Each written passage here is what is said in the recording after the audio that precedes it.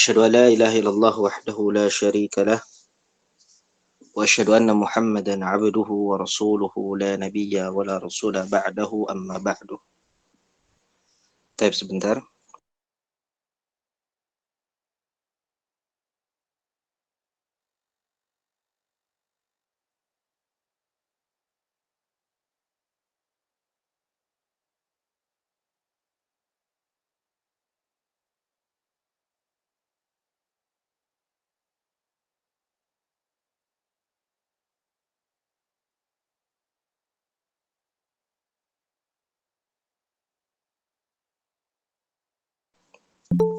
Alhamdulillah Rabbil Alamin. Segala puji bagi Allah Rabbul Alamin atas segala nikmat yang Allah Azza wa Jalla limpahkan kepada kita semua.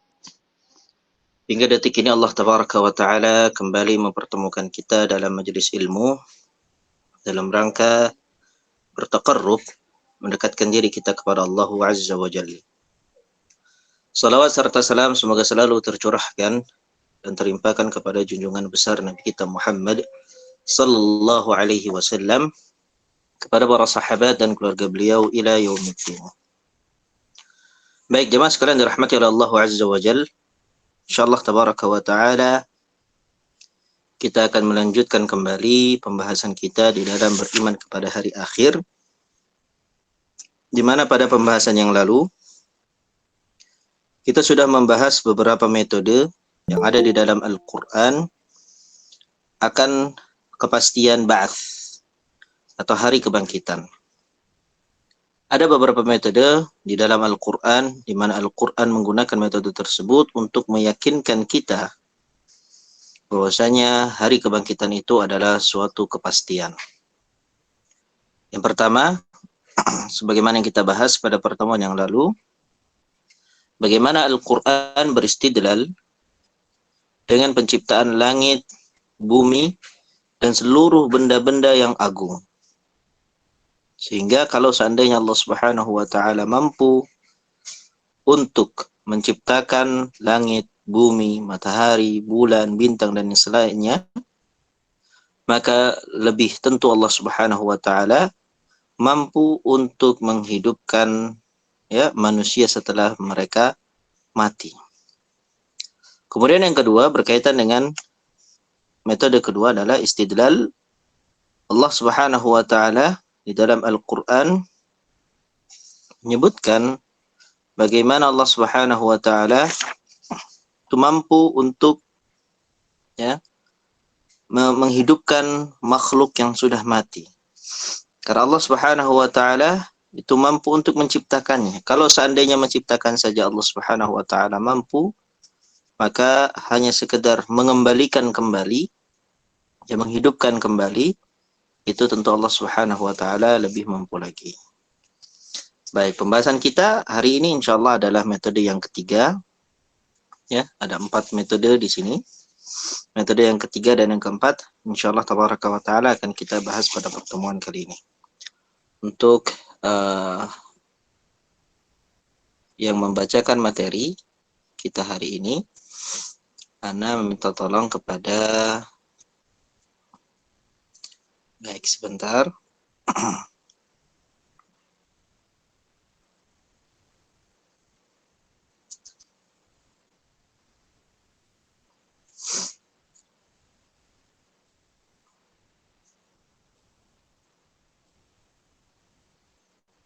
Abu Arkan, Masya Allah, Abu Arkan. Abu Arkan, apakah bersedia menjadi qari kita hari ini? Insyaallah Ustaz. Nah, Masya Allah. Ini metode ketiga Ustaz. Ya, metode ketiga ya. Sip. Bismillah. Metode ketiga, Allah Subhanahu wa Ta'ala menegakkan dalil adanya hari kebangkitan sesudah mati dengan menghidupkan bumi sesudah matinya, seperti yang terdapat dalam ayat antara lain. Afwan Ustaz, mohon dikoreksi Ustaz ya kalau ada salah baca. Nah. A'udzu billahi minasyaitonir rajim.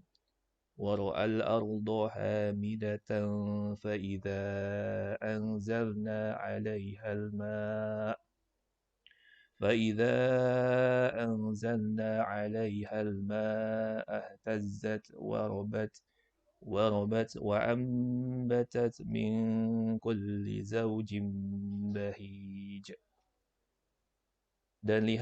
Dan kamu lihat bumi ini kering. Kemudian apabila kami turunkan air atasnya, hiduplah bumi itu dan suburlah dan menumbuhkan berbagai macam tumbuh-tumbuhan yang indah. Surat Al-Hajj ayat kelima. Selanjutnya Allah Subhanahu wa taala berfirman dalam surat Al-A'raf ayat 57, "Wa huwallazi yursilur riyaha busyran baina yaday rahmatih hatta idza aqallat sahaban thiqala suqnah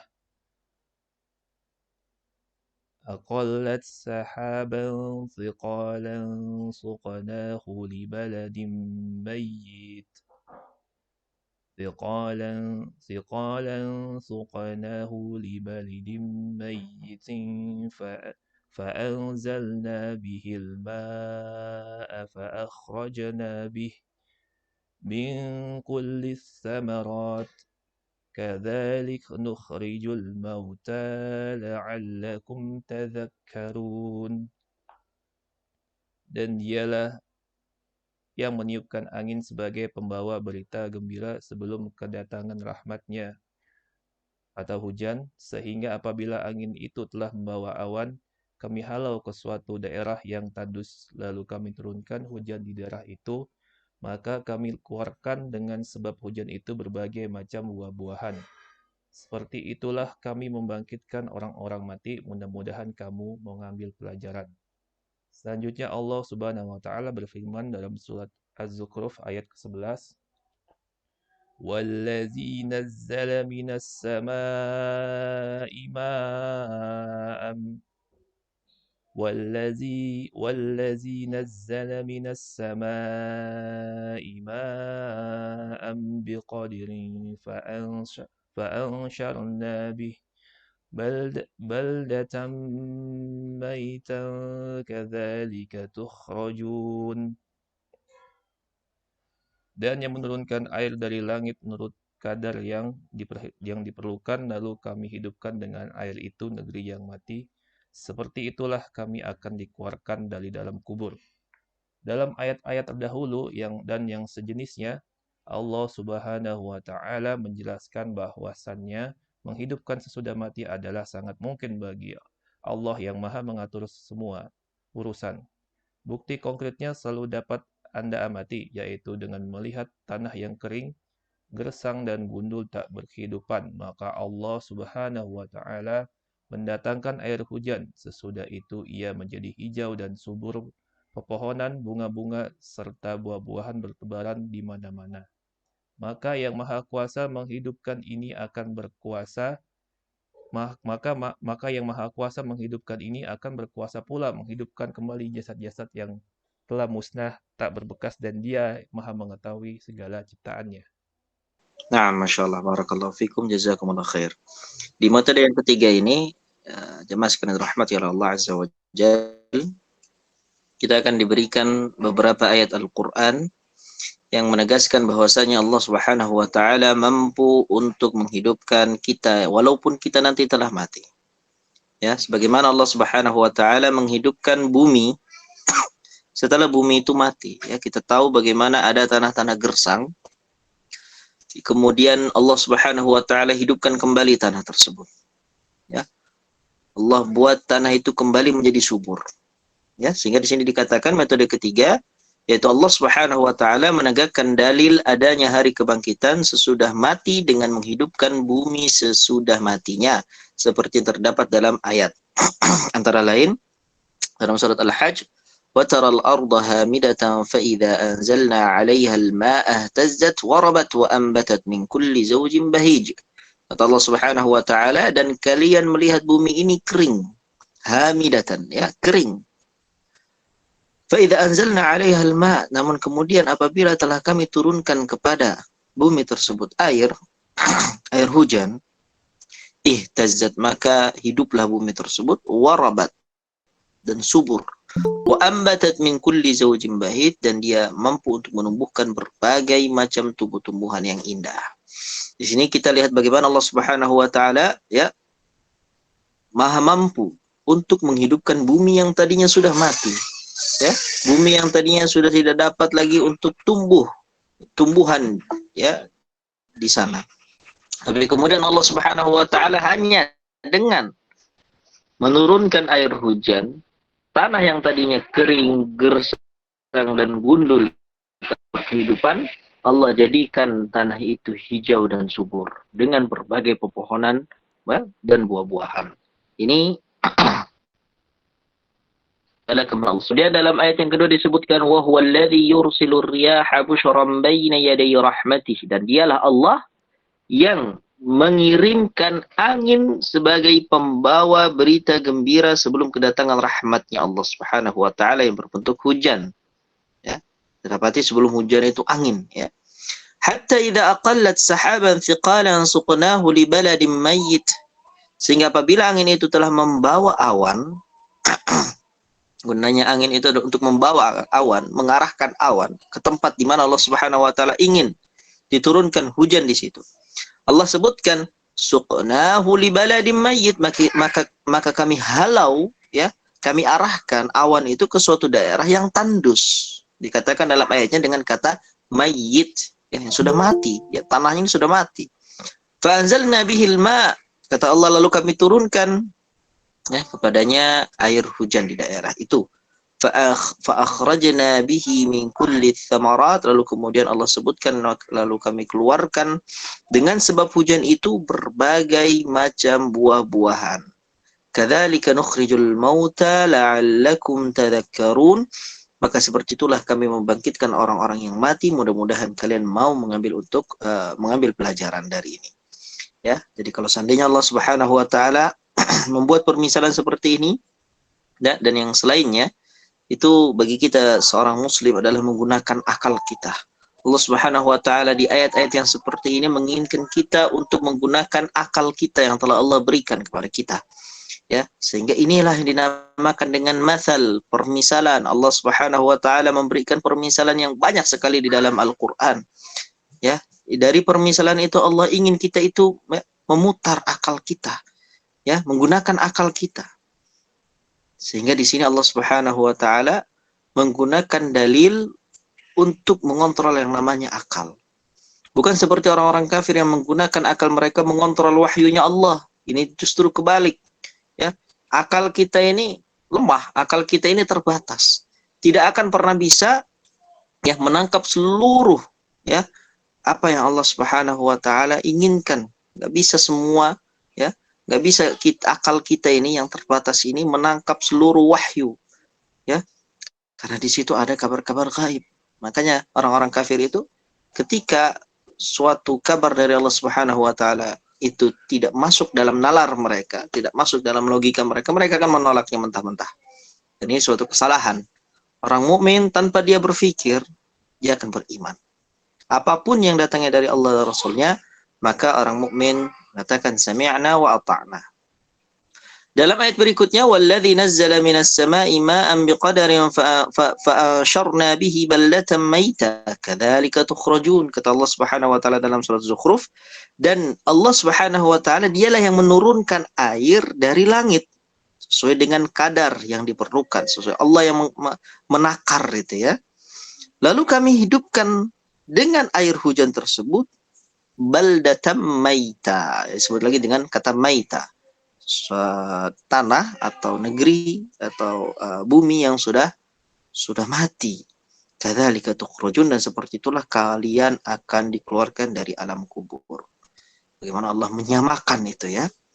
Ini bukti dalil yang ketiga bagaimana Allah Subhanahu wa taala dalam Al-Qur'an menginginkan kita itu untuk menangkap akan keimanan kepada hari akhir dengan akal kita, ya, dari sisi-sisi yang kita itu bisa tangkap dan menggunakannya dengan akal kita. Yang pertama, kalau Allah mampu untuk menciptakan matahari, Allah mampu untuk menciptakan bumi, langit dan yang lainnya, yang itu adalah justru ya, lebih besar dibandingkan kita. Kalau kita bandingkan, ya, tidak ada apa-apanya kita ini.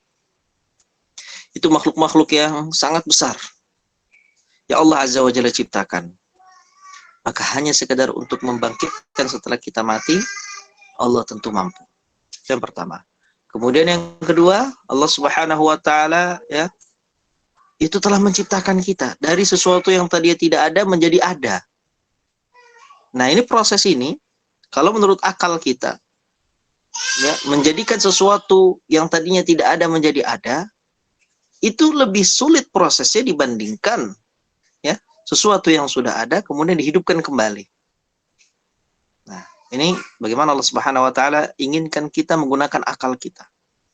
Yang kedua, yang ketiga, Allah Subhanahu wa taala memberikan permisalan bagaimana Allah menghidupkan bumi yang telah mati, menghidupkan negeri yang telah mati, tanah yang telah mati.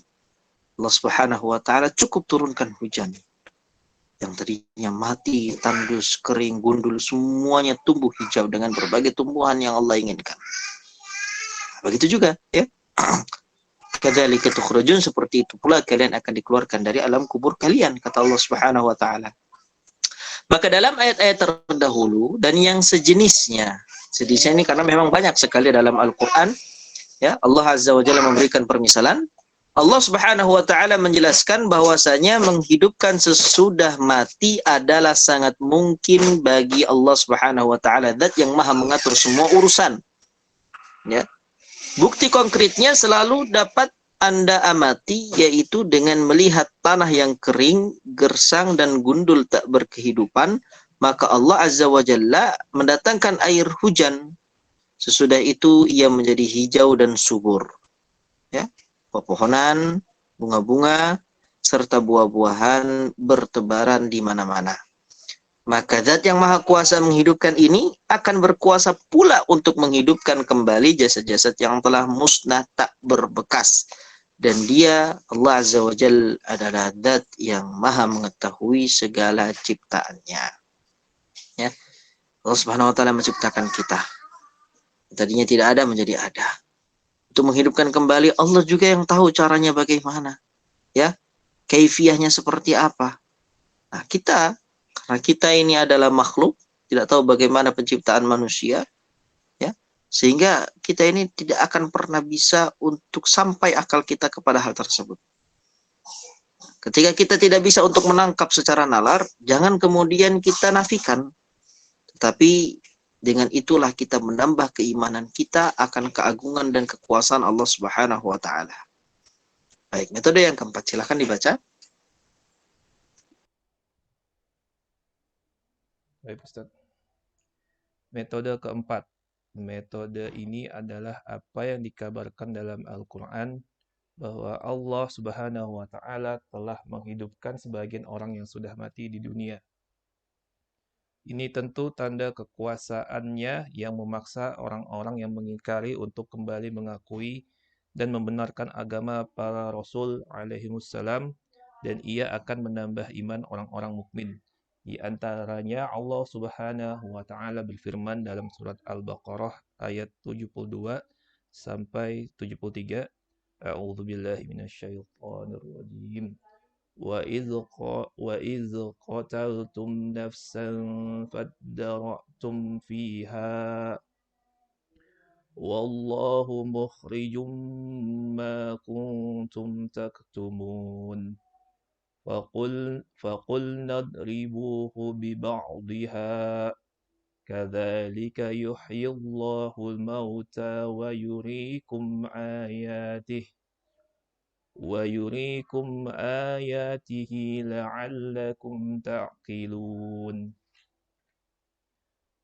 ألم تر إلى الذين خرجوا من ديارهم وهم ألوف حذر الموت فقال لهم الله موتوا ثم أحياهم إن الله لذو فضل على الناس ولكن أكثر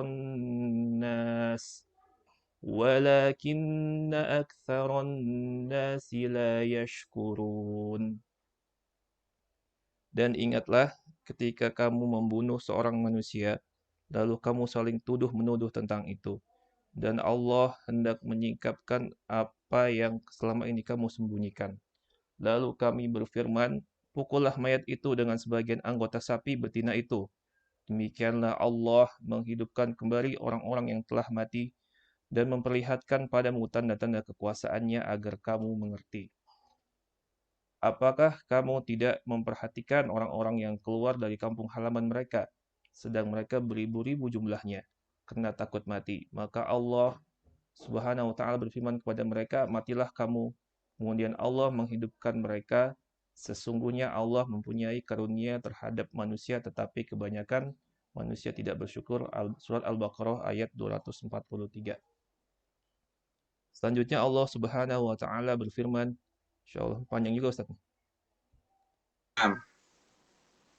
Pelan-pelan aja Ustaz ya. Kalau terjemahannya nggak apa-apa, silakan dibaca. Apa ya?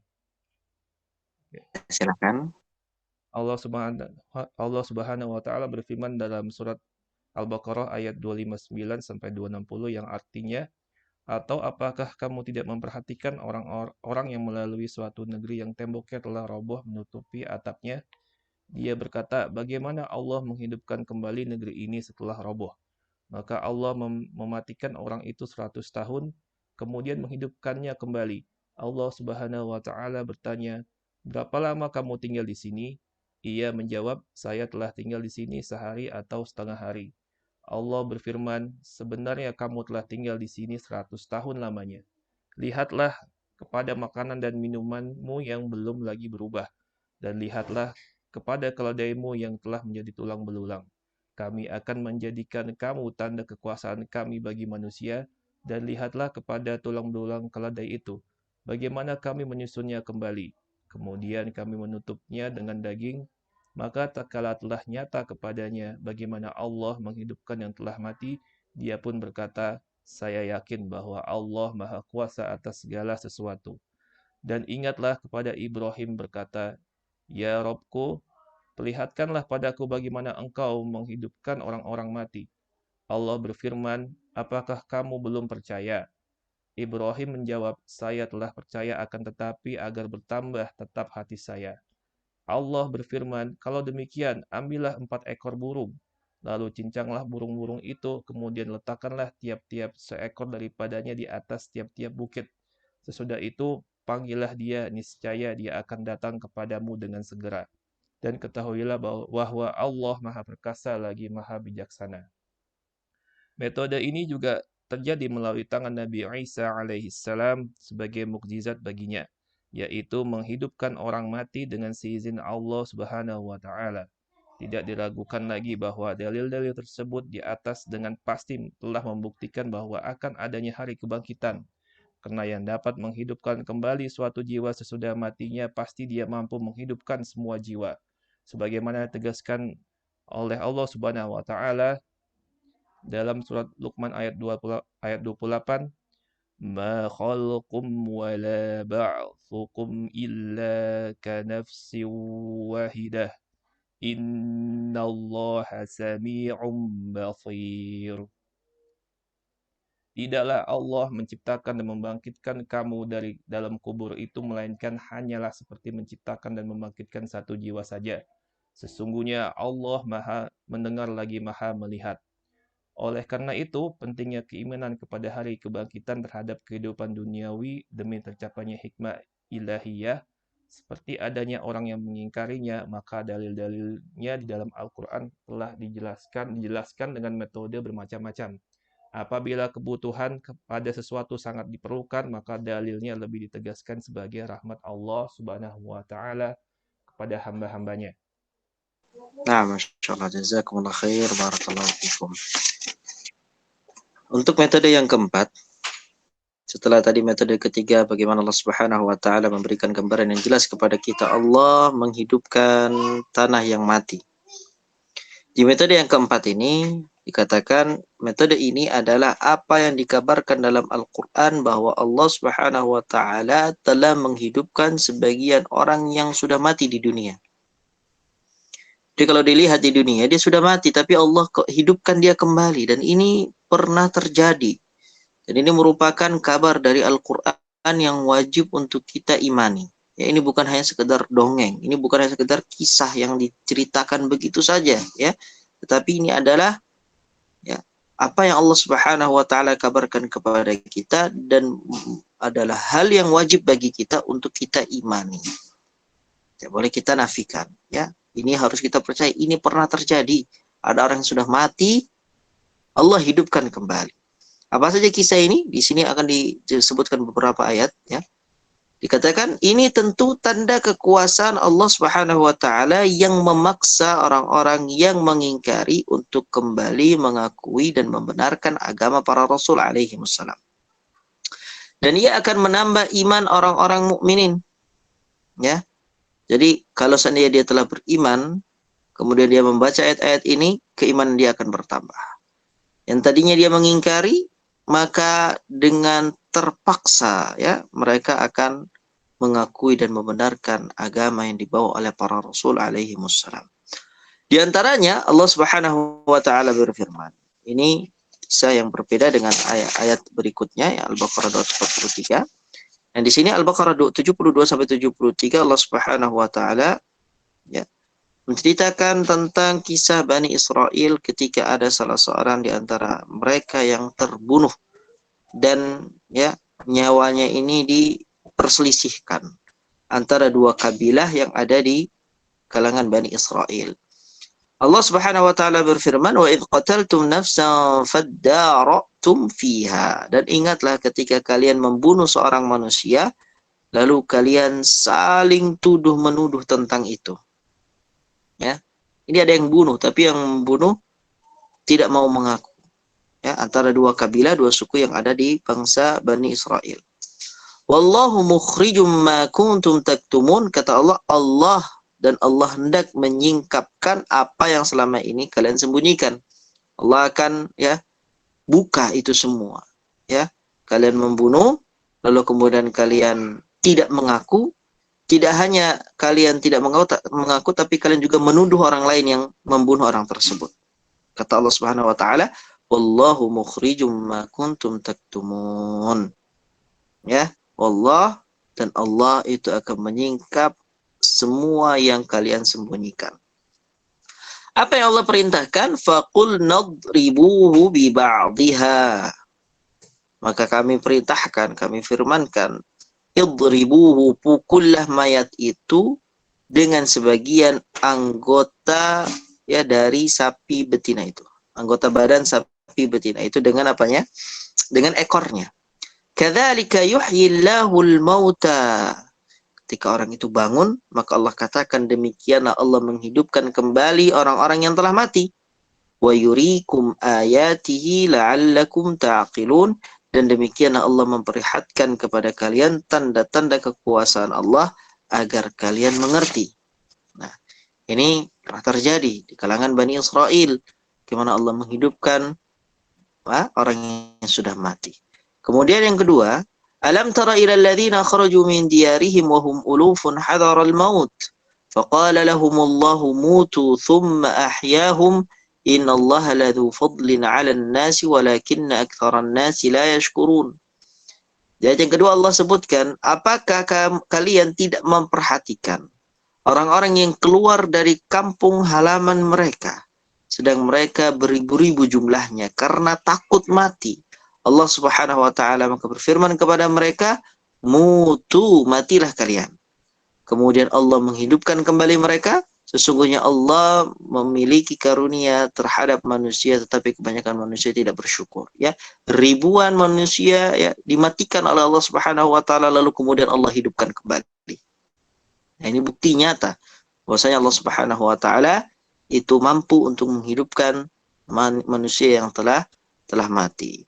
Kemudian dalam ayat yang lain dalam surah Al-Baqarah ayat 259 sampai 260 ayat yang panjang ya Allah Subhanahu wa taala berfirman au kalladzi marra ala qaryatin wa hiya khawiyatun ala urushiha ya atau apakah kalian tidak memperhatikan bagaimana orang yang melalui suatu negeri yang temboknya itu telah roboh menutupi atapnya ya maksudnya sudah rata bangunan yang sudah rata sudah hancur sehancur-hancurnya ya Maka ketika orang ini dia melewati kampung tersebut, dia melewati negeri tersebut, ya, dia mengatakan, ya, anna yuhyi hadhillahu ba'da mautiha.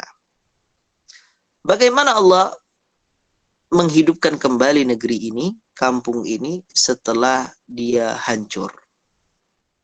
Karena dia lihat ini, ya, apa namanya, negeri sehancur ini, bangunan-bangunan yang sudah hancur, tidak mungkin dapat lagi kemudian dihidupkan oleh Allah Subhanahu wa taala. Semua mati, ya. Fa'amatahu Allahu mi'ata 'amin thumma ba'atha, untuk membuktikan kemampuannya Allah Subhanahu wa taala mematikan orang itu selama 100 tahun. Kemudian Allah hidupkan kembali. 100 tahun Allah matikan. Setelah 100 tahun selesai, maka Allah hidupkan kembali dia. Qala kam labith, Allah bertanya, berapa lama kamu sudah tinggal di sini? Qala labithtu yawman aw ba'da yawm, maka dia berkata, saya telah tinggal di sini selama sehari atau 2 hari. Baru, ya, saya tertidur ini, ya. Saya baru bangun, sehari 2 hari mungkin, ya. Paling maksimal 2 hari saya sudah di sini. Kata Allah Azza wa Jalla, qala bal labithta mi'ata 'amin fanzur ila ta'amika wa syarabika lam yatasannah. Maka Allah Subhanahu wa taala berfirman, sebenarnya kamu telah tinggal di sini 100 tahun lamanya. Lihatlah kepada makanan dan minumanmu yang belum lagi berubah. Ya. Wanzur ila himarika walinaj'alaka ayatan linnas. Ya. Dan lihatlah bagaimana keledaimu yang telah menjadi tulang belulang. Lalu kami akan menjadikan kamu tanda kekuasaan kami bagi manusia. Wanzur ila al-'idhami kaifa nunshizuha thumma naksuha lahma. Kemudian, ya, lihatlah bagaimana tulang belulang keledai tersebut. Ya, kami menyusunnya kembali, ya. Kemudian kami menutupnya dengan daging. Falamma tabayyana lah, maka tatkala telah nyata kepada orang tersebut bagaimana Allah menghidupkan apa yang telah mati, qala a'lamu anna Allah ala kulli syai'in qadir, maka dia berkata, saya yakin bahwa Allah Subhanahu wa taala maha kuasa atas segala sesuatu. Ya, ini dia mendapatkan, ya, pembuktian langsung dari Allah Subhanahu wa taala bagaimana Allah menghidupkan kembali sesuatu yang telah mati. Kemudian di ayat berikutnya, wa idz qala Ibrahim rabbi arini kaifa tuhyil mauta, dan ingatlah ketika Ibrahim berkata, wahai Rabbku, perlihatkanlah padaku bagaimana engkau menghidupkan orang-orang yang sudah mati. Allah bertanya kepada Ibrahim, qala, ya, awalam tu'min, wahai Ibrahim, ya, apakah kamu belum percaya, belum beriman, ya, bahwasanya aku mampu untuk menghidupkan orang mati, sehingga kamu di sini bertanya kepadaku, apakah kamu belum beriman wahai Ibrahim? Nah, ini harus digarisbawahi bahwasanya di sini Ibrahim alaihissalam itu bukan tidak beriman atau belum beriman kepada Allah Azza wa Jalla, ya. Di sini Nabi Ibrahim alaihissalam mengatakan, walakin liyatma'inna qalbi. Qala bala walakin liyatma'inna qalbi. Ibrahim menjawab, saya telah percaya, akan tetapi agar bertambah tetap, ya, bertambah tenang hati saya. Ya. Nah, di sini juga Allah Subhanahu wa taala ketika bertanya kepada Ibrahim, qala awalam tu'min, belumkah engkau beriman wahai Ibrahim? Bukan Allah Azza wa Jalla tidak tahu, ya, tentang keimanan Ibrahim, ya. Ini harus digarisbawahi juga. Allah Azza wa Jalla ketika bertanya bukan berarti Allah tidak tahu, tapi Allah Azza wa Jalla ingin, ya, memberitahu kepada kita apa alasan Ibrahim itu meminta kepada Allah dengan permintaan tersebut. Sehingga kalau seandainya ada pertanyaan, maka akan ada jawaban, dan jawaban itulah sebagai pembelajaran seluruh manusia yang datang setelah Ibrahim alaihissalam. Ibrahim ingin diperlihatkan oleh Allah Subhanahu wa taala bagaimana Allah menghidupkan sesuatu yang telah mati. Dan ini disebutkan oleh Ibrahim, walakin liyatma'inna qalbi, ini semua agar hatiku menjadi tenang wahai Rabbku. Maka Allah Subhanahu wa taala memberitakan kepada Ibrahim, fakhudh arba'atan minat tayri fasurhunna ilaika thumma ja'al 'ala kulli jabalin minhunna juz'a. Kata Allah Azza wa Jalla, ambillah olehmu 4 ekor burung, lalu cincanglah burung-burung tersebut, ya, maksudnya 4 burung yang Nabi Ibrahim ambil itu disembelih, kemudian ya seluruh bagian tubuhnya dicincang kecil-kecil, ya, dipotong kecil-kecil, lalu kemudian dicampur aduk antara burung bagian tubuh burung yang pertama dengan yang kedua, yang ketiga, yang keempat. Nah, adonan inilah yang kemudian dibagi menjadi 4 bagian. Dibagi menjadi 4 bagian. Kata Allah Azza wa Jalla, kemudian letakkanlah tiap-tiap seekor daripadanya di atas tiap-tiap bukit. Nah, di atas gunung. Ya, Allah Subhanahu wa taala perintahkan. Nah, ini taruhlah 1/4 di sini, 1/4 lagi di sini, 1/4 lagi di sini, 1/4 di gunung yang keempat. Tsumma du'uhunna, setelah itu panggillah burung-burung tersebut, ya'tinaka sa'ya, niscaya mereka akan datang kepadamu dengan segera. Wa'lam annallaha azizun hakim, dan ketahuilah bahwa Allah Maha Perkasa lagi Maha Bijaksana. Di sini bagaimana Allah Subhanahu wa taala kembali membuktikan kepada Nabi Ibrahim alaihissalam bagaimana Allah menghidupkan sesuatu yang telah mati, sesuatu yang ya secara akal logika itu tidak akan dapat kembali hidup, tetapi Allah Subhanahu wa taala buktikan itu semua kepada Khalilnya, ya, kepada Khalilullah yaitu Ibrahim alaihissalam. Dan ini menjadi pelajaran bagi kita semua bahwasanya Allah Subhanahu wa taala sudah membuktikan, ya, walaupun pembuktian itu ya tidak kita saksikan, tapi kita harus beriman kepada Allah Subhanahu wa taala atas semua yang apa Allah Azza wa Jalla kabarkan kepada kita dalam Al-Qur'an. Kemudian juga metode ini ya terjadi melalui tangan Nabi Isa alaihissalam sebagai mukjizat baginya, yaitu menghidupkan orang mati dengan seizin Allah Azza wa Jalla. Ini juga ya kisah yang lain bagaimana Nabi Isa alaihissalam itu mendapatkan mukjizat dari Allah, dapat menghidupkan orang yang sudah mati. Ini pernah kita bahas tentang mukjizat, bagaimana Allah Subhanahu wa taala jadikan mukjizat Nabi Isa itu pada ilmu kedokteran. Ya.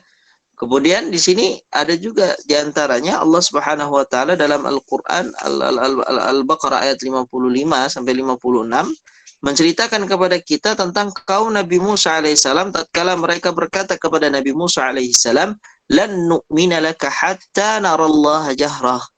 Wahai Musa, kami tidak akan mau beriman kepadamu sebelum kami melihat Allah dengan nyata. Ini permintaan kaumnya Nabi Musa alaihissalam, Bani Israel. Kemudian Allah Subhanahu wa taala mematikan mereka. Orang-orang yang kemudian tadi ingin melihat Allah, Allah matikan mereka lalu Allah hidupkan kembali. Dalam hal ini Allah Subhanahu wa taala berfirman tentang Bani Israel ya, dalam ayat yang ke-56 dari surat Al-Baqarah, "Wa idz qultum ya Musa lan nu'mina laka hatta narallaha jahrah, fa akhadhatkumus sa'iqatu wa antum tanzurun, thumma ba'atsnakum min ba'di mautikum la'allakum tashkurun." Dan ingatlah ketika kalian berkata, "Hai Musa, kami tidak akan beriman kepadamu sebelum kami melihat Allah secara nyata." Ya, karena itu kalian lalu disambar oleh halilintar sedang kalian menyaksikannya. Setelah itu kami bangkitkan kalian sesudah kalian mati supaya kalian bersyukur. Nah, ini banyak sekali ya kejadian yang Allah Subhanahu wa taala buktikan secara langsung bagaimana Allah Subhanahu wa taala menghidupkan sesuatu yang telah mati. Baik, dikatakan tidak diragukan lagi bahwa dalil-dalil tersebut di atas dengan pasti telah membuktikan akan adanya hari kebangkitan. Karena zat yang dapat menghidupkan kembali satu jiwa sesudah matinya, pasti dia mampu menghidupkan semua jiwa. Ya, kalau tadi pembuktian itu sudah Allah buktikan di dunia, maka untuk pembuktian di akhirat itu sangatlah mudah bagi Allah Subhanahu wa taala. Karena menghidupkan satu itu sama saja dengan menghidupkan seluruh manusia. Ya, sebagaimana ditegaskan oleh Allah Subhanahu wa taala dalam surat Luqman ayat 28, "Ma khalqukum wala ba'thukum illa ka nafsin wahidah. Innallaha samii'un basir." Tidaklah Allah Subhanahu wa taala menciptakan dan membangkitkan kalian dari dalam kubur itu melainkan hanyalah seperti menciptakan dan membangkitkan satu jiwa saja. Sama bagi Allah. Mau 1, mau 2, mau 3, mau 1000, mau 1 juta, 1 miliar, semua sama. Ya. Sesungguhnya Allah Maha mendengar lagi Maha melihat. Oleh karena pentingnya keimanan kepada hari kebangkitan terhadap kehidupan duniawi demi tercapainya hikmah ilahiyah serta adanya orang yang mengingkarinya, maka dalil-dalilnya dalam Al-Quran dijelaskan dengan metode yang bermacam-macam. Apabila kebutuhan kepada sesuatu sangat diperlukan, maka dalilnya lebih ditegaskan sebagai rahmat Allah Subhanahu wa taala. Ya, banyak sekali permisalan yang Allah ya bahas, Allah angkat di dalam Al-Quran berkaitan dengan poin ini. Ya. Di mana ini adalah bentuk rahmat Allah kepada para hambanya. Nah, tafadhal dilanjutkan. 3, apa yang ada sesudah kematian. Baik, Ustaz. Yang ketiga, apa yang ada sesudah kematian? Yang ada sesudah kematian adalah pertanyaan dua malaikat nikmat kubur dan azab kubur. Al-qabru adalah kata tunggal dari al-qubur, dan qabarul mayyita artinya mengubur mayat. Kabar dari Rasulullah Shallallahu Alaihi Wasallam telah sampai secara mutawatir tentang adanya pertanyaan dua malaikat, nikmat kubur dan azabnya. Karena itu mengimaninya adalah wajib. Nikmat dan siksa tersebut berlaku untuk ruh dan jasad sesuai dengan hubungan ruh terhadap jasad dalam kehidupan barzakhiyah, dan hubungan ini berbeda dengan hubungan ruh terhadap jasad ketika ada dalam kehidupan dunia. Jadi hukum-hukum kehidupan barzakh ini berlaku untuk ruh sedangkan jasad mengikutinya. Berbeda dengan kehidupan dunia. Berdasarkan hal ini dapat dipahami bahwa nikmat dan azab kubur berlaku bagi orang yang berhak menerimanya, baik itu dikubur maupun tidak, dimakan binatang buas ataupun terbakar hingga menjadi abu, atau tenggelam di laut ataupun yang lainnya. Sedang dalil-dalil untuk itu sangatlah banyak, antara lain firman Allah Subhanahu wa taala dalam surat Ibrahim ayat ke-27. A'udzubillahi minasyaitonirrajim. Yuthabbitullahu allazina amanu bil qawli tsabiti fil hayatid dunya wa fil akhirati wa yudhillullahu adh-dhalimin wa yaf'alullahu ma yasha'. Allah meneguhkan iman orang-orang yang beriman dengan ucapan yang teguh itu dalam kehidupan dunia dan di akhirat. Dan Allah menyesatkan orang-orang yang zalim dan berbuat apa yang Dia kehendaki. Imam Muslim meriwayatkan dengan sanadnya dari Al-Bara' bin Azib dari Nabi SAW. Beliau bersabda dengan ayat di atas, Allah meneguhkan iman orang-orang yang beriman dengan ucapan yang teguh. Ayat ini turun menjelaskan tentang azab kubur. Maka ditanyakan kepadanya, siapakah Rabbmu? Dia menjawab, Rabb saya adalah Allah, dan Nabi saya adalah Muhammad sallallahu alaihi wasallam. Itulah makna firman Allah. Allah meneguhkan iman orang-orang yang beriman dengan ucapan yang teguh itu dalam kehidupan dunia dan di akhirat. Hadis riwayat Muslim 4-2201. Jadi penafsiran ayat oleh hadis tersebut menunjukkan adanya pertanyaan di dalam kubur. Hal ini dijelaskan oleh dalil-dalil berikutnya. B. Imam Muslim meriwayatkan dengan sanadnya dari Qatadah dari Anas bin Malik, ia berkata Nabi Allah Shallallahu alaihi wasallam bersabda, sesungguhnya seorang hamba jika telah diletakkan di dalam kuburnya dan ditinggal pergi oleh pengantarnya, sesungguhnya dia itu mendengar suara ketukan sandalnya. Beliau Shallallahu alaihi wasallam bersabda, datang kepadanya dua malaikat, lalu mereka mendudukkannya dan menanyainya, apa yang engkau katakan tentang orang ini? Beliau bersabda, adapun orang mukmin maka dia akan menjawab, saya bersaksi bahwa dia adalah hamba Allah dan Rasul-Nya. Beliau Shallallahu alaihi wasallam bersabda, maka dikatakan kepadanya, lihatlah tempat dudukmu dari neraka.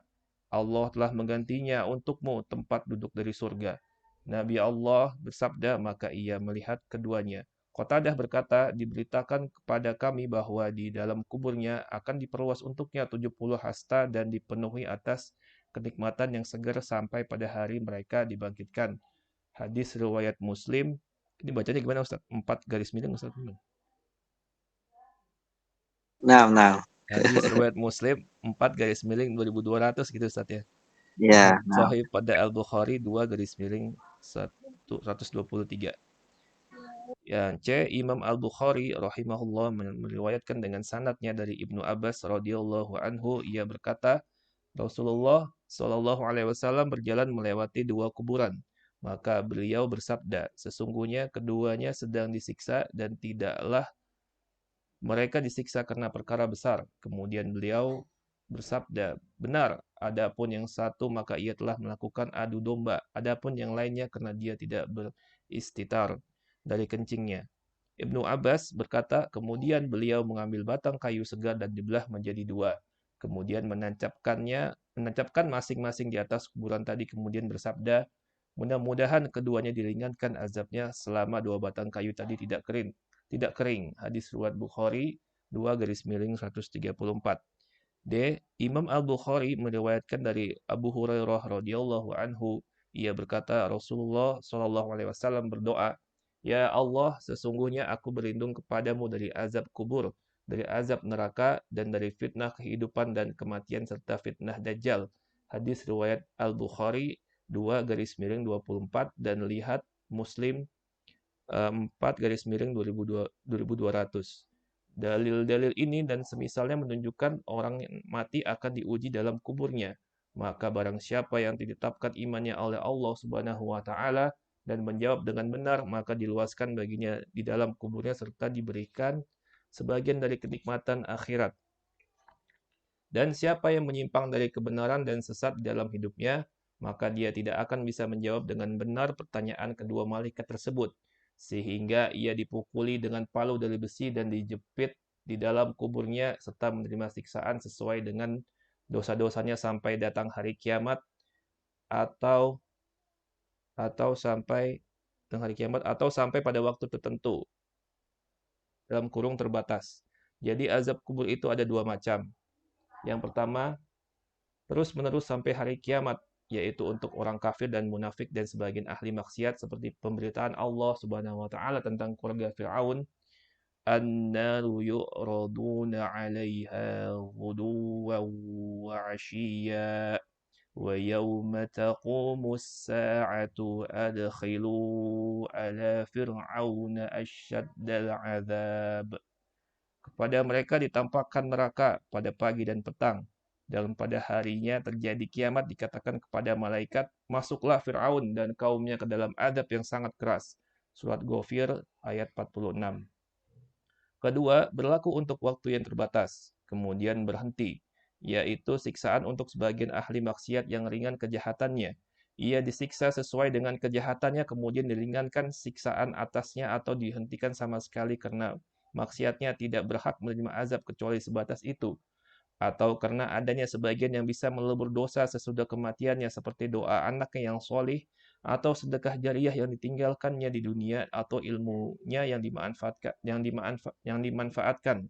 Dan Allah Maha Pengampun lagi Maha Penyayang. Masya Allah, jazakumullah khair, barakallahu fikum. Di sini kita ya jamaah sekalian rahmati Allah azza wajal membaca tentang suatu fase yang pasti setiap kita akan lewati, yaitu kematian. Oke, dikatakan apa yang ada sesudah kematian. Kalau sebelumnya kita membahas tentang kematian itu pasti akan datang, dan bagaimana kita meyakinkan hati kita ini, ya, meyakinkan kembali agar menjadi lebih tenang, ya, dan meyakini Allah Subhanahu wa taala atas apa yang Allah infokan kepada kita. Lalu apa yang ada sesudah kematian? Kalau kita sudah mengimani kematian, baik, apa yang ada setelah kematian? Ini menjadi pembahasan di bab ini. Yang ada sesudah kematian adalah pertanyaan dua malaikat nikmat kubur dan adab kubur. Nah, setelah kematian pasti akan ada dua malaikat yang datang bertanya kepada kita dengan pertanyaan-pertanyaan yang hanya orang-orang yang berimanlah yang dapat menjawabnya. Keimanan dengan keimanan hakiki, bukan hanya keimanan yang hanya ada pada lisannya saja. Itu yang pertama, pertanyaan dari dua malaikat. Kemudian yang kedua, setelah kematian ada yang namanya nikmat kubur. Dan yang ketiga, setelah kematian ada yang namanya adab kubur. kita berlindung kepada Allah Subhanahu wa taala, ya, agar Allah selamatkan kita dari azab kubur semuanya insyaallah. Amin. Al-qabru adalah kata tunggal dari al-qubur. Jadi al-qabru itu mufrad sedangkan jamaknya adalah al-qubur. Dan qabaral mayyita ini secara bahasa ya maknanya adalah menguburkan mayat. Kabar dari Rasulullah sallallahu alaihi wasallam telah sampai secara mutawatir tentang adanya pertanyaan dua malaikat, tentang adanya nikmat kubur dan tentang adanya azab kubur. Karena itu mengimaninya adalah wajib. Wajib ya. Apa yang Nabi kabarkan kepada kita, maka itu adalah kewajiban kita untuk mengimaninya, karena itu adalah konsekuensi dari syahadat kita kepada Nabi Muhammad SAW. Nikmat dan sisa tersebut berlaku untuk ruh dan jasad, ya. Jasad kita akan mendapatkan nikmat itu, merasakan nikmat itu, ya. Ruh kita juga kan, ya, merasakan nikmat tersebut. Sebagaimana ruh dan jasad itu akan merasakan siksa. Sesuai dengan hubungan ruh terhadap jasad dalam kehidupan barzakhiyah. Barzakhiyah ini dikatakan di footnote, barzakh adalah penghalang atau pembatas antara dua hal, yaitu antara mati hingga hari kiamat. Maka siapa yang meninggal dunia berarti ia telah memasuki alam barzakh. Ini keyakinan yang harus diyakini oleh setiap muslim. Orang itu kalau sudah mati, dia tidak akan pernah bisa kembali lagi ke dunia. Ya. Karena dia sudah masuk ke alam yang lain, ke alam barzakh. Maka tidak ada itu istilah ya ruh gentayangan atau ruh penasaran ya. Lalu kemudian dia kembali lagi ke rumahnya, dia kembali lagi ke keluarganya, menampakkan dirinya dengan ini dan itu. Ini semua dusta ya. Kalaupun ada maka itu bukan ruh tersebut. Itu adalah kelakuan dari jin yang menyerupai dari orang yang mati tersebut ya. Dan ini masih banyak yang tidak paham, menganggap bahwasanya orang kalau seandainya dia mati, dia masih bisa mendatangi keluarganya di waktu-waktu tertentu. Ya. Dan hubungan ini berbeda dengan hubungan ruh terhadap jasad ketika ada dalam kehidupan dunia. Jadi hukum-hukum kehidupan barzakh ini berlaku untuk ruh, sedangkan jasad mengikutinya. Berbeda dengan kehidupan dunia. Berdasarkan hal ini dapat dipahami bahwa nikmat dan azab kubur berlaku bagi orang yang berhak menerimanya, baik itu dikubur maupun tidak, dimakan binatang buas ataupun terbakar hingga menjadi abu atau tenggelam di laut ataupun yang lainnya. Tetap dia akan masuk ke dalam alam barzakh walaupun dia tidak dikuburkan. Sedang dalil-dalil untuk itu sangatlah banyak ya. Antara lain, jadi dalam surat Ibrahim ayat 27, Allah Subhanahu wa taala menyatakan, Allah meneguhkan iman orang-orang yang beriman dengan ucapan yang teguh itu dalam kehidupan di dunia dan di akhirat. Dan Allah menyesatkan orang-orang yang zalim dan Allah Azza wa Jalla berbuat apa yang Allah kehendaki. Ya. Tathbit di sini, ya, ini adalah ketika seorang manusia itu ditanya kelak nanti di alam kubur oleh dua malaikat. Ya. Dia bisa menjawab itu karena pertolongan dari Allah, bukan lihainya dia dalam bersilat lidah, bukan pandainya dia dalam mengatur kata, tidak. Seorang muslim dapat menjawab pertanyaan dari malaikat di alam kubur itu murni pertolongan dari Allah Subhanahu wa taala. Maka dalam hadis Imam Muslim meriwayatkan dengan sanadnya dari Al-Bara bin Azib, Nabi SAW bersabda tentang ayat di atas, Yuthabbitullahu alladhina amanu bil qawli tsabit. Allah meneguhkan iman orang-orang yang beriman dengan ucapan yang teguh. Qala nazalat fi adzabil qabr. Maka Nabi SAW bersabda, ayat ini turun menjelaskan tentang azab kubur. Fayuqalu lahu man rabbuk, maka dikatakan kepada penghuni kubur itu, siapa Rabbmu? Fayaqulu Rabbi Allah, Rabbku adalah Allah, wa nabiyyi Muhammad, nabiku adalah Muhammad sallallahu alaihi wasallam. Fadzalika qaulullah azza wa jalla, maka itu adalah firman Allah Subhanahu wa taala, yuthabbitu Allahu alladhina amanu bil qawli tsabiti fil hayatid dunya wa fil akhirah. Ya, Allah meneguhkan iman orang-orang yang beriman dengan ucapan yang teguh. Ucapan teguh itu adalah kalimat tauhid, ya, ketika dia bisa menjawab pertanyaan-pertanyaan dari malaikat di alam kubur. Itu dalam kehidupan di dunia dan di akhirat. Hadis yang diriwayatkan oleh Imam Muslim. Jadi penafsiran ayat oleh hadis tersebut menunjukkan adanya pertanyaan di dalam kubur. Ya, hal ini dijelaskan oleh dalil-dalil berikutnya. Ada dalil yang berikut. Yang kedua, Imam Muslim meriwayatkan dengan sanadnya dari Qatadah dari Anas bin Malik. Ia berkata, Nabiullah Muhammad sallallahu alaihi wasallam bersabda, "Innal 'abda idza wudi'a fi qabrihi", sesungguhnya seorang hamba itu jika dia telah diletakkan di dalam kuburnya, wa tawalla anhu ashabuhu, maka kemudian lalu ditinggalkan dia oleh orang-orang yang mengantarkannya, ya, keluarganya pergi, ya, pasangannya pergi, anak-anaknya pergi, meninggalkan dia sendiri di alam kubur. Dan setiap dari kita pasti akan mengalami fase ini, ya jemaah sekalian dirahmati oleh Allah. Innahu la yasma'u qara'an 'alihim, sesungguhnya dia itu akan mendengar suara ketukan sandal mereka, ya, perginya mereka itu ya akan terdengar, langkah-langkahnya itu akan terdengar. Qala ya'tihi malakan, lalu kemudian datanglah dua malaikat, ya, fayuqidanihi, lalu kemudian didudukkanlah oleh kedua malaikat tersebut, fayaqulani lahu, dan keduanya berkata, ma kunta taqulu fi hadzal rajul, apa yang telah engkau katakan tentang orang ini, yaitu Muhammad sallallahu alaihi wasallam. Apa yang bagaimana pendapatmu tentang laki-laki ini? Qala fa ammal mu'min, adapun orang yang beriman, fayaqulu asyhadu annahu abdullahi wa rasuluh, maka dia akan berkata, dia akan menjawab, saya bersaksi bahwa dia Muhammad itu adalah hamba Allah dan utusannya. Qala fayuqalu lahu, maka dikatakan kepadanya, unzur ila maq'adika minan nar, ya, lihatlah tempat dudukmu dari api neraka.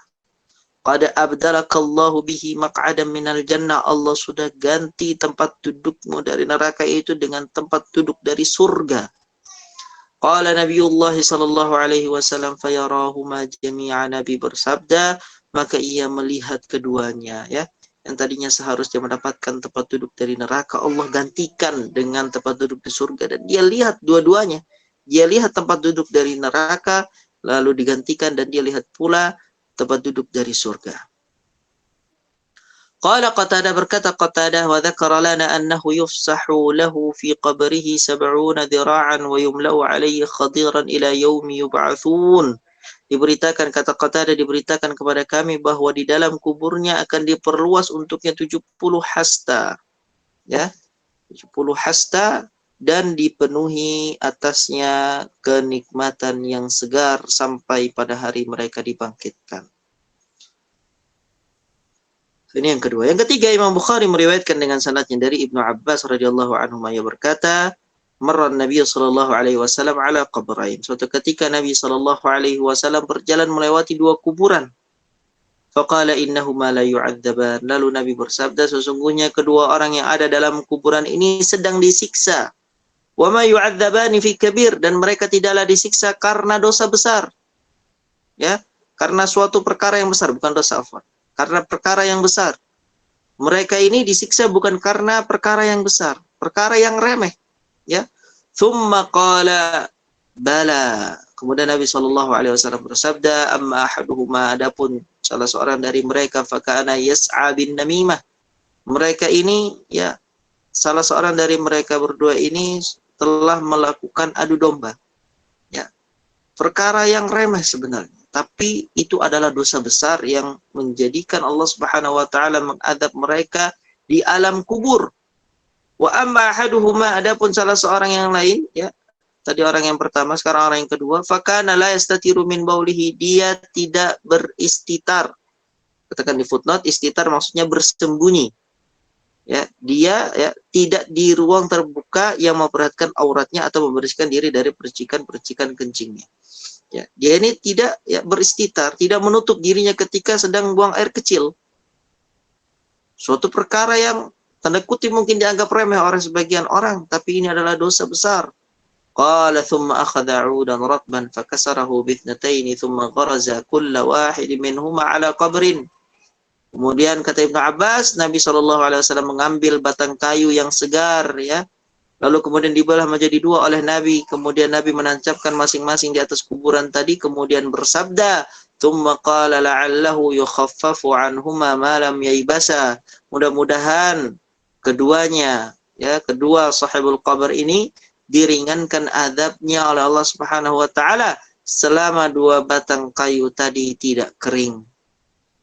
Nah, ini harus kita pahami bahwasanya ini adalah kekhususian Nabi Shallallahu Alaihi Wasallam. Ini adalah keistimewaan Nabi Shallallahu Alaihi Wasallam yang tidak pernah dilakukan oleh para sahabat radhiyallahu taala anhum sesudah beliau wafat.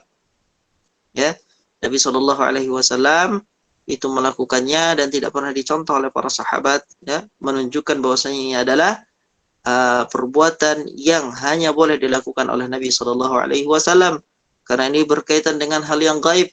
Ya, Nabi SAW itu diberikan kepadanya wahyu, tahu bahwasanya penghuni kuburan ini sedang disiksa, makanya Nabi SAW melakukan sebagaimana apa yang ada di dalam hadis tersebut.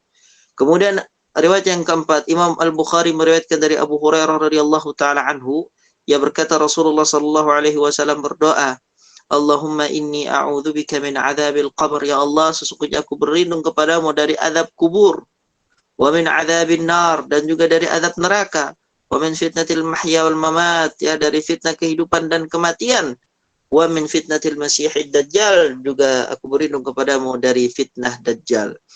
Dalil-dalil ini dan yang semisalnya menunjukkan orang yang mati akan diuji di dalam kuburnya. Maka barang siapa yang ditetapkan imannya oleh Allah Subhanahu wa taala dan menjawab dengan benar, maka diluaskan baginya di alam kuburnya serta diberi sebagian dari kenikmatan akhirat. Nah, ini ya.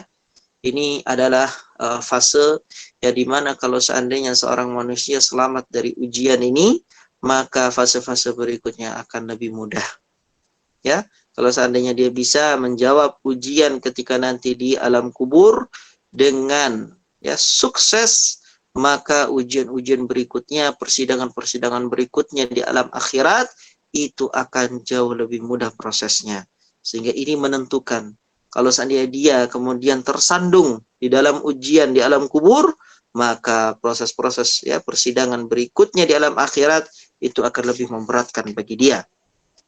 Dan siapa yang menyimpang dari kebenaran dan sesat di dalam hidupnya, maka dia tidak akan bisa menjawab dengan benar pertanyaan kedua malaikat tersebut, sehingga ia dipukuli dengan palu dari besi dan dijepit di dalam kuburnya, serta menerima siksaan sesuai dengan dosa-dosanya sampai datang hari kiamat atau sampai pada waktu tertentu, yaitu terbatas. Jadi azab kubur itu ada dua macam. Yang pertama, azab yang terus-menerus sampai hari kiamat, yaitu untuk orang kafir dan munafik dan sebagian ahli maksiat, seperti pemberitaan Allah Subhanahu wa taala tentang keluarga Firaun dalam surah Ghafir ayat 46, "An-naru yu'raduna 'alaiha ghuduwwan wa 'ashiyya." Ya, kepada ahli Firaun, keluarga Firaun, ya, bala tentaranya, kepada mereka ditampakkan neraka pada pagi dan petang, ya. Terus-menerus ditampakkan kepada mereka neraka. Dan pada hari terjadinya hari kiamat, katakan kepada malaikat, ya, dikatakan kepada malaikat, masuklah Fir'aun dan kaumnya, masukkanlah Fir'aun dan kaumnya ke dalam azab yang sangat keras. Ini yang pertama, terus-menerus. Yang kedua berlaku untuk waktu yang terbatas kemudian berhenti, yaitu siksaan untuk sebagian ahli maksiat yang ringan kejahatannya, ia disiksa sesuai dengan kejahatannya, kemudian diringankan siksanya, ya, atasnya, atau dihentikan sama sekali. Karena maksiatnya tidak berhak menerima, karena maksiatnya tidak berhak menerima azab kecuali sebatas itu saja, atau karena adanya sebagian yang bisa melebur dosa sesudah kematiannya seperti doa anak yang soleh. Nah, ini sangat luar biasa. Jadi yang seharusnya seorang manusia itu dia mendapatkan siksaan, ya, sampai hari kiamat, disiksa terus-menerus di alam kuburnya. Tapi gara-gara doa anak soleh, akhirnya ya siksaan itu terhenti. Ini pentingnya bagaimana ya jemaah sekalian kita mendidik anak-anak kita untuk menjadi orang-orang yang soleh. Ya, harta yang dikumpulkan oleh anak kita itu tidak akan lagi bermanfaat. Ya, kalau seandainya itu tidak diarahkan kepada apa yang Allah Azza wa Jalla ridhai. Tapi yang paling terpenting adalah bagaimana anak itu mengingat kita dan ya dia memintakan ampunan kepada Allah Subhanahu wa taala atas kita. Itu adalah ya suatu yang sangat luar biasa. Ya, kemudian disebutkan juga atau sedekah jariah yang ditinggalkannya di dunia, ya dia pernah infak untuk masjid, kemudian masjid itu selalu digunakan untuk sholat, untuk pengajian, untuk belajar Al-Quran, menyebarkan ya, dakwah dan yang lain sebagainya. Yang seharusnya dia diadab, gak jadi diadab karena sedekah jariahnya. Ya, sehingga ini juga harus menjadi pengingat bagi kita semua. Ayo sedekahkan, ya kita harus ada andil dalam amal-amal jariah. Karena itulah yang akan menyelamatkan kita dari adab kubur dan adab-adab di akhirat, ya. Atau ilmu yang bermanfaat, ya, sebagaimana Nabi sallallahu alaihi wasallam mensabdakan dalam hadisnya. Dan Allah Maha Pengampun lagi Maha Penyayang. Baik, alhamdulillah. Dengan itu berarti kita sudah menyelesaikan pembahasan kita berkaitan dengan kematian, ya. Kalau sebelumnya yang dibahas kita adalah bagaimana Al-Quran menetapkan metode ba'ats, ya, menetapkan ba'ats, metode Al-Quran dalam menetapkan hari kebangkitan. Lalu kita sudah membahas juga apa yang ada setelah kematian, ya. Tentunya yang pertama di sini adalah adanya alam kubur, ya. Adanya pertanyaan-pertanyaan malaikat, ya. Mana alam kubur itu ada kenikmatan dan juga ada adab. Pada pertemuan yang akan datang insyaallah azza wajal kita akan masuk ke pembahasan kiamat dan tanda-tandanya. Kiamat dan tanda-tandanya. Baik, mungkin itu saja yang dapat kita sampaikan pada pertemuan kali ini. Semoga Allah Subhanahu wa taala masukkan kita ke dalam surga tanpa hisab dan tanpa adab, ya, tanpa ada sedikit pun adab di alam kubur, ya, karena kita sangat ya takut sekali akan siksaan Allah Subhanahu wa taala kepada kita semua. Baik, jemaah sekalian, Ana mohon maaf untuk sesi kali ini belum bisa ada pertanyaan. Insyaallah kita pending di pertemuan yang akan datang jika ada pertanyaan. Jadi setelah ini nanti untuk bisa segera ditutup. Jazakumullah khair, barakallahu fikum. Allah yukramukum wa ahsanallahu ilaikum. Baik. Mari sebelum kajian diakhiri, Ana mengucapkan jazakallahu khair wa barakallahu fik wa ahsanallahu ilaik pada Al-Ustaz Abu Ayyub hafizahullah taala atas kuluangan waktu, ilmu dan nasihat yang telah disampaikan. Semoga Al-Ustaz dan keluarga serta kita semua selalu berada dalam lindungan Allah Subhanahu wa taala dan mendapatkan rahmat dari Allah Subhanahu wa taala untuk memasuki pintu surganya. Amin ya rabbal alamin. Tapi sebelum kajian diakhiri, mari kita bersama membaca doa kafaratul majlis. Subhanakallahumma wa bihamdika asyhadu an la ilaha illa ant astaghfiruka wa atubu ilaik. Wassalamualaikum warahmatullahi wabarakatuh. Waalaikumsalam warahmatullahi Waalaikumsalam wabarakatuh. warahmatullahi wabarakatuh. Jazakumullah khair. Assalamualaikum warahmatullahi wabarakatuh. Waalaikumsalam warahmatullahi wabarakatuh.